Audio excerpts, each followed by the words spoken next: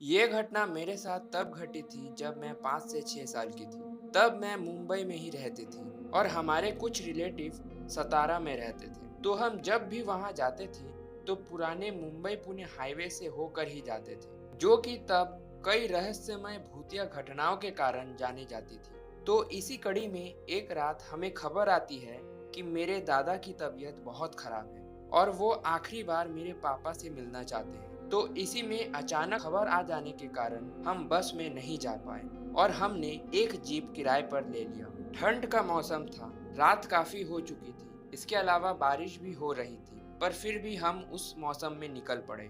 तो इसी में कुछ ही देर में हमारी गाड़ी आ गई और हम सब उस भयानक मौसम में भी सतारा की ओर निकल पड़े। मैं पापा की गोद में थी और मेरा बड़ा भाई, मेरी बहन और मेरी मम्मी पीछे के सीट में बैठे हुए थे। बारिश काफी तेज हो रही थी और ठंड भी बहुत ज्यादा था, इसीलिए सड़क पर ना के बराबर लोग थे। तो इसी में चलते चलते हमारी गाड़ी मुंबई पुणे हाईवे पर पहुंच गई, जहां पर हमारे साथ वह भयानक घटना घटी थी। तो हम जब वहां से गुजरने लगते हैं कि तभी हमें हमसे कुछ दूर रास्ते के बगल में एक औरत शादी के कपड़े में दिखाई देती है, जो कि काफी अजीब था क्योंकि एक तो रात इतनी थी, इसके अलावा मौसम भी ठीक नहीं था। तो इसी में हमें लगा कि शायद उसे मदद की जरूरत है, नहीं तो वह इतने रात को यहाँ पर क्यों आती। तो इसी में मेरे पापा ने ड्राइवर अंकल को गाड़ी रोकने को कहा, पर ड्राइवर अंकल ने मना कर दिया और कहा कि यह कोई भूत या छलावा हो सकता है, क्योंकि इससे पहले भी वहाँ कई रहस्यमय एक्सीडेंट हो चुकी थी और इसके अलावा वह सड़क भी शापित था।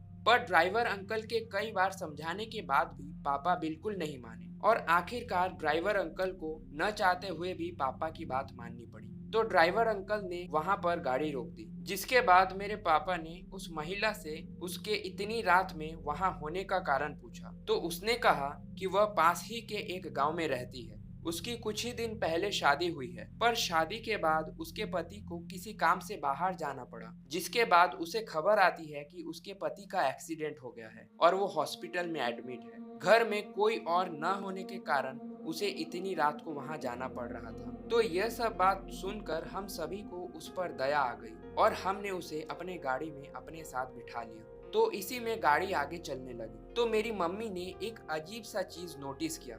उन्होंने देखा कि उस महिला की आंखों में एक अजीब सी चमक आ गई थी, जो कि इतनी देर नहीं थी। तो इसी में हमने उससे उसके बारे में पूछा तो उसने अपना नाम रेशमा बताया और फिर वह अपने बारे में आगे बोलने लगी कि कैसे उसने अपनी पढ़ाई पूरी की, कैसे उसके गरीब पिता ने उसकी शादी कराई, कैसे उसकी शादी हुई। और यह सब बोलते बोलते उसने एक जगह हमें कार रोकने को कहा और कुछ दिखाने लगी। तो इसी में वह आगे बोलती है कि मेरे शादी के बाद जब हम कार से अपने घर की ओर आ रहे थे, तभी हमारी कार का एक्सीडेंट हो गया और उसकी मृत्यु वहीं पर एक पेड़ के पास हो गई। और यह बोलते हुए वो हंसने लगी और देखते ही देखते हमारे आंखों के सामने से वह गायब हो गई। हम सब डर के मारे हिल भी नहीं पा रहे थे। तो इसी में ड्राइवर अंकल ने गाड़ी स्टार्ट करके गाड़ी को तेजी से भगाना शुरू किया। इसी बीच हमने कई बार उस औरत को रास्ते के बगल में खड़े हम पर हंसते हुए देखा। एक बार तो वह हमारे गाड़ी के साथ साथ दौड़ रही थी, जिससे डरकर मेरी मम्मी बेहोश भी हो गई थी। पर पापा और ड्राइवर अंकल ने जोर जोर से हनुमान चालीसा पढ़ने से